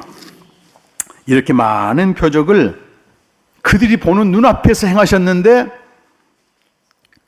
그를 믿지 않았다. 표적을 본 것과 믿는 것과 다른 거죠, 여러분. 요한복음의 결론 20장 30절과 31절에서는 표적의 목적이 무엇인지 마무리하고 있습니다. 20장 30절 31절 시작. 예수께서 제자들 앞에서 이 책에 기록되지 아니한 다른 표적도 많이 행하셨으나 오직 이것을 기록하면 너희로 예수께서 하나님의 아들 그리스도이심을 믿게 하리 하며 또 너희로 믿고 그 이름을 힘입어 생명을 얻게 하렵니다. 많은 표적을 행하셨는데 그 표적을 행하신 목적은 딱 하나예요. 표적을 행하신 저 예수란 분이 하나님의 아들이고 그리스도이심을 믿게 하랍니다. 하나님의 아들과 그리스도가 복음이기 때문에 이 표적보다도 중요한 게 표적을 통해서 뭘 믿어야 되는 거예요? 복음을 믿는 겁니다. 그리고 마지막 31절에 그걸 믿는 자마다 그 이름을 힘입어 마지막에 생명이란 말이 나와요.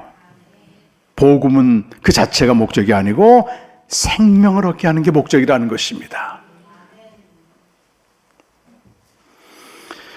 마태복음 16장 16절은 우리 행복한 교회도 제가 홈페이지 들어오니까 앞에 다 걸쳐있는 중요한 말씀이던데요. 마태복음 16장 16절은 예수님이 3년 공생애를 마무리하면서 제자들에게 질문한 겁니다.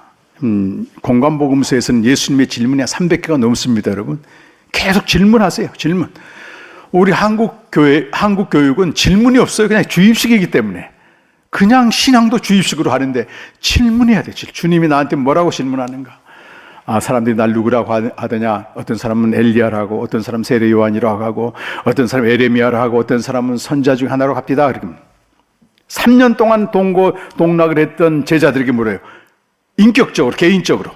너희는 날 누구라고 하느냐? 대답할 수 있어요, 여러분? 개인적으로 묻습니다.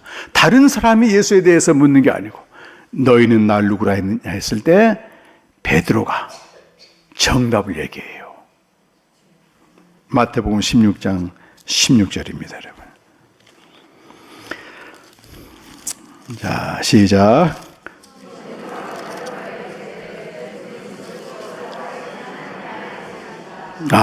그렇죠. 우리 시몬 베드로가 16절에 그렇게 이제 당신은 우리 주는이가 당신은 게 맞습니다. 2인칭 그리스도시여 살아계신 하나님의 아들이다. 17절에 예수님이 이렇게 말합니다. 바요나 시몬아 내가 복이 있도다. 예수를 누구로 말이죠? 그리스도여 살아계신 하나님의 아들로 고백하는 그 고백을 들으시고 복이 있다 이렇게 말해요. 우리가 생각하는 복하고 너무 다르죠, 여러분. 예수 믿고 잘되고 이게 복이 아니고 일단은 정확한 신앙 고백이 복이라고 하는 것입니다. 그리고 이 고백 위에 세우는 교회만이 음부의 권세에 이기지 못한다고 하는 거. 이 교회가 죄의 세력에 사로잡혀서 분열과 시기와 다툼이 벌어지기도 하고 갈라지기도 하고 온통 세상에서 없는 일들을 많이 해요. 음부의 권세가 지배하고 있는 겁니다, 여러분. 근데 그리스도시 하나님의 아들이라고 하는 이 고백 위에 세워진 교회는 음부의 권세가 이기지 못한다고 되어 있어요, 여러분. 이게 복음이에요, 여러분. 하나님의 아들 예수 그리스도가 복음이라고. 이 복음을 기초로 한 세워진 교회만이 견고한 겁니다. 아무도 건들지 못합니다, 여러분. 개인도 그렇고 공동체도 그렇습니다. 근데 마가복음 본문에 보게 되니까 마가복음 8장 27절 이하도 비슷한 말씀이 나와요. 당신이 그리스도입니다. 이렇게 베드로의 고백을 받고 29절에 고백을 받고 31절에 여러분 예수님 무슨 말씀을 하시냐면은 그리스도의 길을 계시하고 있습니다. 31절 말씀 같이 한번 읽어보세요. 인자가 많은 고난을 받고 장로들과 대제사장들과 서기관들에게 버림받아 죽임을 당하고 사흘 만에 살아나야 할 것을 비로소 그들에게 가르치시되. 여러분 이 예수님의 가르침은요 구약 성경에서 증거하는 그리스도의 길입니다, 여러분. 베드로전서 1장 10절 11절 나중에 보겠습니다만 누가복음 24장에서는 그리스도는 고난을 당하고 죽은 자 가운데 죽임당하고 3일 만에 살아난 이 그리스도 외에는 없다는 거예요. 예수님 베드로의 고백을 받고 성경이 증거하는 그리스도의 길을 계시했을 때 32절에 이렇게 말씀하고 있어요. 놀라운 일이 벌어집니다. 32절, 33절 같이 한번 읽겠습니다.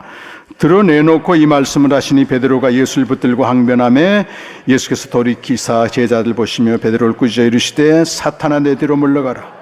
내가 하나님의 일을 생각지 아니하고 도리어 사람의 일을 생각하는도다. 여러분, 이 베드로가 그리스도라고는 고백은 정확히 했는데 성경이 증거하는 그리스도를 알고 있는 게 아니고 자기가 원하는 그리스도를 지금 고백하고 있는 거예요. 사람의 일입니다, 여러분.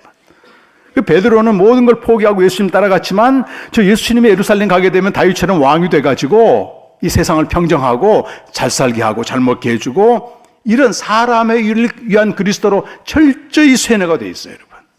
그래서 긴 얘기는 못하겠습니다만 베드로 이전 100년 전부터 바리새인과 서기관들이 계속 이걸 가르친 거예요. 그리스도가 온다. 근데 그들은 성경이 증거한 그리스도를 가르친 게 아니고 다윗 왕과 같은 그리스도가 와가지고 정치적으로 해방시켜주고 경제적으로 풍요를 안겨주고 사회 정을 실현하는 이 세상의 왕으로 계속 가르친 겁니다, 여러분. 잘못이 아니에요. 베드로의 잘못이 아닙니다. 근데 엄청난 능력을 발휘하니까 그런 그리스도로 알고 있는 거예요. 근데 예수님이 뭐라고 말해요?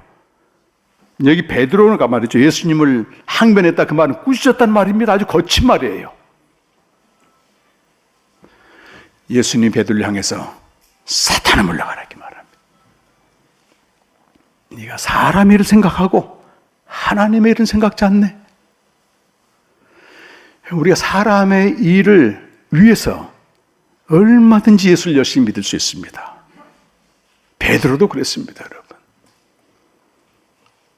나를 위해서 얼마든지 믿을 수 있어요. 예수님은 철저히 수단과 도구가 되는 겁니다, 여러분. 이루어지게 되면 버립니다. 제가 수년 전 대구 가서 집회를 하게 됐는데 거기 전사님 나이가 많으신 분이에요. 여자 전사님이신데 혼자서 자식들을 열심히 기른 겁니다. 믿음으로. 근데 딸이 말이죠. 어려서 그렇게 착실히 교회를 다녔는데 딱 결혼했어요. 의사하고 결혼했습니다. 돈 잘 벌죠. 애 둘 기르는데 아무 문제 없이 잘 살고 있는 거예요. 교회를 안 나오네. 엄마가 조바심이 나서 왜 교회 안 나오냐 했더니 그 딸 대답이 하나님 믿으면 준다는 거 다 받았는데 볼일 봤다는 것이 교회에 갈 이유가 없다는 것이 자기가. 교회에서 그 이상 뭘 줍니까? 옛날 시대엔 그렇게 믿었었습니다. 우리가. 사람의 일을 위한 그리스도를 믿게 되면 아까도 말씀드렸지만 그리스도를 정확히 모르기 때문에 죄의 세력이 공격을 합니다, 여러분. 속이고 사망으로 던집니다, 여러분. 교회에 왜 갈등과 분란과 다툼이 생깁니까? 그 사람 자체의 문제가 있는 게 아니고 배후에서 죄의 세력이 역사하는 것입니다. 사람의 일로 직분을 세우고 사람의 일로 교회를 몰아가게 되면 반드시 배후에 사단의 역사가 있습니다, 여러분. 전 초교파로 사역하기 때문에 우리 동력자들 얘기를 듣고 어제도 결혼식 갔었는데 우리 동력자 아들이 결혼해서 목사님들이 몇 명 모였는데요. 교회에서 세상보다 더하다고 하는 얘기를 제가 생생히 들었습니다. 그 목사님들. 경상도 어디 있다고 올라왔는데요. 이 당회가 아니에요. 싸움판입니다. 싸움판. 이런 얘기를 들으면요.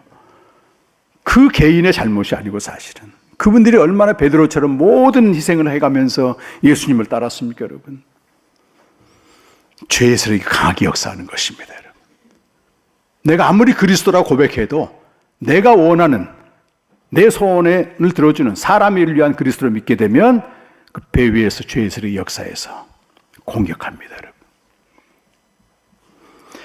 끝까지 그랬을까요, 여러분? 예수님이 십자가 달릴 때까지도 못 알아듣습니다, 애들이. 예수님 십자가 죽으시고 3일 만에 부활하셨어요.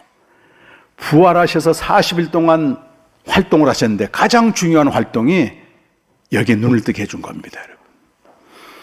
누가복음 24장 44절에 49절까지 조금만 참으십시오. 이제 거의 다 됐습니다. 24장 44절에 49절까지 중요한 줄. 자, 24장 44절에서 49절까지 부활하신 예수님이 제자들에게 이걸 가르쳐 주십니다. 시작. 또 이르시되 내가 너희와 함께 있을 때에 너에게 말한 바 곧 모세 율법과 선자의 글과 시편의 나를 가리켜 기록된 모든 것이 이루어져야 하리라 한 말이 이것이라 하시고, 이에 그들의 마음을 열어 성경을 깨닫게 하시고, 또 이르시되 이같이 그리스도가 고난을 받고 제3일에 죽은 자 가운데 살아날 것과 또 그의 이름으로 죄사함을 받게 하는 회개가 예루살렘에 시작하여 모든 족속에게 전파될 것이 기록되었을 때 너희는 이 모든 일의 증인이라. 볼지어다 내가 내 아버지께서 약속하신 것을 너희에게 보내리니 너희는 위로부터 능력으로 이 성에 머물라 하시라. 누가복음과 사도행전은 동일한 저자가 기록했습니다. 누구예요? 그 저자가 누가가 기록했습니다.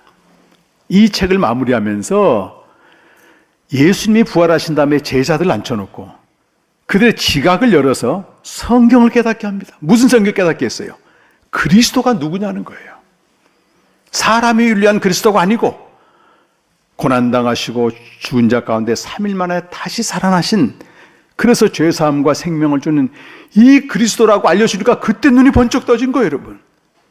그러면서 너희는 다른 게 아니고 이 그리스도에 대한 고난당하시고 죽임당하시고 부활하신 이 복음을 전하는 일에 내 증인이라고 파송을 하는 겁니다.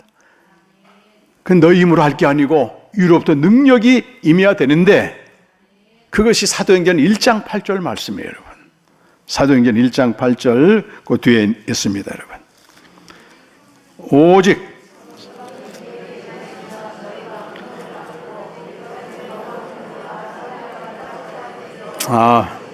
아멘. 여러분, 이 말씀만 딱 떼놓고 읽게 되면 이게 무슨 말인지 몰라요. 우리 조금 전에 읽었던 누가복음 말씀을 가지고 이걸 해석해야 됩니다. 아까 누가복음에서는 예루살렘에 시작하여 모든 족속이라고 얘기했고, 여기서는 예루살렘에 시작하여 땅끝이라고 말했습니다. 그리고 누가복음에서는 이 모든 일의 증인, 즉 고난당하시고 죽임당하시고 부활하신 그리스도의 사건의 증인이다라는 거예요. 그럼 여기 내 증인이다란 말은 무슨 말이겠어요? 복음을 전하라는 겁니다. 복음을. 죽으시고 부활하신 그 그리스도를 전해서 사람들로 생명을 얻게 하고 펄쩍펄쩍 뛰게 하는 신앙으로 인도하라는 얘기예요, 여러분. 그걸 모르고 이걸 읽다 보니까 많은 사람들이 해외 나가게 되면 한국 성산 많이 있습니다. 사도행전 1장 8절 가지고 붙잡고 왔다는 거예요. 예수의 증인이 되라. 한국교회에서 배운 그 예수의 증인이 되는 겁니다. 똑같이 새벽 기도하고 똑같이 교회 세우고 복음은 전혀 전하지 않아요. 엉뚱한 일 하고 있는 겁니다. 그러니까 뭐가 돼요? 죄의 세력이 공격하는 겁니다. 비참하게 돼버립니다. 베드로가 이걸 깨닫고 말이죠. 위로부터 능력이 임했을 때 입을 열어서 사람의 일 하나도 안 전합니다. 그리스도의 일을 그대로 전해. 사도행전 2장부터 읽어보시게 되면은 이 예수의 사건은 선지자들이 증거한 대로 그가 죽으시고 부활하셔서 승천하셔가지고 하나님 우편에다 계속 전합니다. 그래서 마지막 부분에 2장 36절에 38절에 이렇게 이스라엘 백성들에게 초청을 합니다, 여러분. 36절에 38절 말씀 시작. 그런즉 이스라엘 온 집은 확실히 알지니 너희가 십자가에 못 박은 예수를 하나님이 주와 그리스도가 되게 하셨느니라 하니라. 그들이 이 말을 듣고 마음에 찔려 베드로와 다른 사도들에게 물어 이르되 형제들아 우리가 어찌할까 하거늘 베드로가 이르되 너희가 회개하여 각각 예수 그리스도 이름으로 세례를 받고 죄 사함을 받으라. 그리하면 성령의 선물을 받으리니 이 약속은 너희와 너희 자녀와 모든 먼 데 사람 곧 주 우리 하나님이 얼마든지 부르시는 자들에게 하신 것이라 하시고. 오순절 사건은 표적이 중심이 아닙니다, 여러분. 사람의 일, 인간의 문제를 해결하기 위해서 오신 그리스도로 잘못한 것을 깨닫고 어찌할까 하면서 회개하는 겁니다, 여러분. 여러분 다 예수를 그리스도로 고백하신 줄로 믿습니다, 여러분. 여러분의 고백하는 그리스도가 누구십니까, 여러분? 사람을 위한 그리스도입니까? 십자가에 죽으시고 부활하셔서 아담 안에 태어난 죄와 사망의 지배를 받는 옛사람이 함께 죽었고 이로부터 태어난 새 생명을 주시는 그 그리스도이십니까, 여러분? 이걸 몰랐다면 오순절 사건의 핵심은 회개입니다, 여러분. 그리스도를 정확히 알지 못한 그 신앙에 대한 돌이킴이 없이는 그 다음에 교회가 세워지는 겁니다.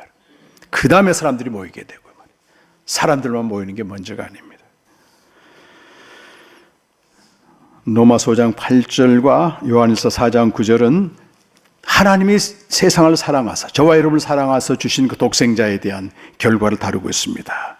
로마서 5장 8절 말씀 먼저 한번 읽겠습니다. 우리가 아직 죄인 되었을 때 그리스도께서 우리를 위하여 죽으심으로만 하나님 우리에 대한 자기의 사랑을 확증하셨다. 우리에게 죄의 사함의 은혜를 주시기 위해서 독생자를 보내신 것은 하나님의 사랑이라는 것입니다. 또 요한일서 4장 9절 말씀입니다. 하나님의 사랑이 우리에게 이렇게 나타난 바 되었으니 하나님이 자기의 독생자를 세상에 보내심은 그로 말미암아 우리를 살리려 하심이라. 우리 생명을 주시기 위해서 그 독생자를 보내신 것이 하나님의 사랑이십니다, 여러분. 하나님이 그 독생자를 보내셨습니다. 마지막으로 그림 하나 보고 말씀 마치려고 합니다, 여러분. 도표 하나 올려주시죠. 복음의 목적이 생명이라고 말했는데요. 생명에 대한 잘 보이십니까? 이 도표는 원래는 중간 3번, 4번, 5번에 있는 사람의 생명, 또 동물의 생명, 식물의 생명에서 아리스토텔레스가 만든 위계 질서입니다. 근데 중세에 들어와서 신학자들이 보이지 않는 영적인 세까지 만들어서 5단계를 완성해 놓습니다. 토마스 아퀴나스를 비롯한 어거스틴도 마찬가지. 자, 맨 위에 보면은 우리가 복음을 믿음으로써 위로부터 나는 생명을 통상 편리하게 1번 생명이라고 말하는데 그 생명은 헬라어로 독특한 표현이 있어요. 조에라는 말 씁니다. 한국말은요 전부 생명이에요. 그리고 영어도 다 라이프입니다. 라이프. 그런데 그리스 말은 완전히 구별합니다. 가장 높은 생명, 하나님의 생명을 조에라고 말하고 그 아래 생명이 천사의 생명인데 시편 8편 5절 보게 되면 하나님 우리를 만드실 때는 천사보다 조금 못하게 만든 겁니다. 그러니까 능력과 권세의 면에서 천사가 더 위에 속해 있어요. 하나님을 섬기는 사역자죠. 그리고 아담의 생명이 땅의 티끌로 만드는 이 생명인데 이걸 푸시케라고 하는 다른 단어를 쓰게 됩니다. 땅에서 난 생명이에요. 우리 인간의 생명은. 그리고 그 다음에 이제 동물과 식물의 생명인데 저 위의 단계에 속한 생명이 아래 단계의 생명을 지배하는 권세를 가집니다. 권세. 권세라는 엑수시아라는 말은 생명에서 나오는 힘을 말해요. 그래서 그 우리 요한복음 1장 12절 말씀 보면 영접하는 자 그름 믿는 자들에게는 하나님의 자녀라고 하는 1번 생명, 가장 높은 생명의 권세가 있다는 겁니다, 여러분. 이 권세 때문에 타락한 천사인 2번 생명을 넉넉히 다스리고 지배하는 거예요. 뭐 기도로 이기는 거 아닙니다, 여러분. 네, 동물의 생명의 권세가 식물 중에 가장 왕인 바오밥 나무, 제가 마다가스카르 몇 번 갔는데요. 거기 보면 3,000년 된 바오밥, 어마어마한 바오밥 나무가 있어요. 남자 장정들이 한 20명 달라붙습니다, 이렇게. 되게 어마어마한 바오밥 나무가 조그만 그 불개미 때문에 쓰러져 있습니다, 여러분. 권세입니다, 이게 하나의. 인간은 동물 다스리는 권세가 있어요. 지금 흔히 볼 수 없지만 제가 어려서는 집집마다 소를 길렀거든요. 뭐 초등학교 된 아이가 그냥 소를 끌고 가 채찍으로 때리기도 하고 순종합니다. 권세입니다, 이게 하나의. 근데 우리 인간의 권세는 천사의 권세에 지배를 받게 돼 있어요. 영적으로 죽은 자는 공중의 권세 잡은 자의 지배를 받는다. 에베소 2장 2절에 되어 있습니다. 내가 진짜 공중의 권세 잡은 자의 지배를 받고 있나? 어떻게 할 수 있어요, 여러분? 그 사람의 특징을 보니까 육체와 마음에 원하는 대로 살고 있는 겁니다, 여러분. 그걸 세상은 성공했다고 말해요. 왜? 내가 육체와 마음에 원하는 대로 하고 뭐가 지금 가능하게 만들죠? 자본주의 사회에서 돈만 있으면 육체와 마음에 원하는 대로 살 수 있습니다, 여러분. 근데 주님이 보실 때는 그건 본질상 진노의 자식이다. 모르고 살아요, 사람들이. 돈은 상상할 수 있는 모든 걸 이루게 하지만, 이루게 하는 자유를 주지만 자유의 밑바닥에는 끔찍한 세계가 도사리고 있습니다, 여러분. 제가 한 말이 아니고 게티라고 하는 유명한 석유왕이 했던 말이에요. 상상할 수 있는 모든 걸 현실로 옮겼는데 그 자유의 밑바닥에는 끔찍한 세계가 도사리고 있더라. 자기 아들이 마약 중독으로 폐인돼 버렸습니다. 자기 장손자는 귀가 잘려 납치당해가지고. 올더먼이라는 영화로 나와 있어요. 그러니까 그 사람은 사람에 대해서는 믿질 않고 어마어마한 돈을 들여서 골동품 그림을 사서 42,000점을 지금 LA 가게 되면 게티 박물관이 있습니다. 제가 가봤거든요. 재작년에. 작년에 불 나가지고 다 타버렸어. 또 일부가. 그 사람이 그랬습니다. 부자로 사는 건 끔찍한 것이다. 육체와 마음에 오는 대로 삽니다, 여러분. 거기서 스스로 벗어날 수가 없어요. 근데 그걸 그 자유를 주는 게 생명만의 자유를 줍니다, 여러분. 그래서 예수님이 가장 높은 생명인 1번 생명을 가지고 3번 생명 세계로 오신 거예요. 그 옷을 입고 십자가에 죽으시고 부활하신 복음을 통해서 가장 높은 생명을 준 겁니다. 이걸 가리켜 에베소 1장 9절 19절 말씀에서는 하나님의 지극히 크신 능력이 저와 여러분에게 나타났다는 겁니다, 여러분. 이건 지와 계시형으로만 아는 겁니다, 여러분. 하나님의 지극히 크신 능력이 믿는 여러분에게 베풀어졌습니다. 그 능력은 그리스도를 죽은 자 가운데 살리신 능력이었는데 이제는 허물과 죄로 죽은 우리를 그리스도와 함께 살리시고 그 안에서 하늘에 앉히운 이것보다 큰 능력이 없습니다. 복음을 통해 생명을 얻게 하는 게 하나님의 지극히 크신 능력입니다, 여러분. 여러분이 이미 능력을 받은 사람들이에요. 여러분 안에 생명이 있음을 저는 믿습니다. 생명이 무엇인지 알고 누려야만 되는 것입니다. 이게 장롱면으로 죽은 다음에 가라고 주는 생명이 절대 아닙니다, 여러분. 이 생명으로 살아갈 때 죄와 사망이 지배하고 있는 이 세상을 육체와 마음의 원하는 대로 살도록 만드는 어둠의 세력을 무력화시키게 되고 삼위 하나님의 충만함 가운데 거하면서 그분의 기쁨에 참여하면서 내가 초막에 있건 궁궐에 있건 보이는 상황에 상관없이 내 영혼이 펄쩍펄쩍 뛰면서 기뻐 뛰며 춤을 추면서 그 나라 갈 때까지 달려가는 것입니다. 그걸 보여주는 게 말이죠. 만물을 충만케 하는 삶입니다. 이번 사경을 통해서 더 깊은 데로 들어가는 은혜가 있길 간절히 축원합니다.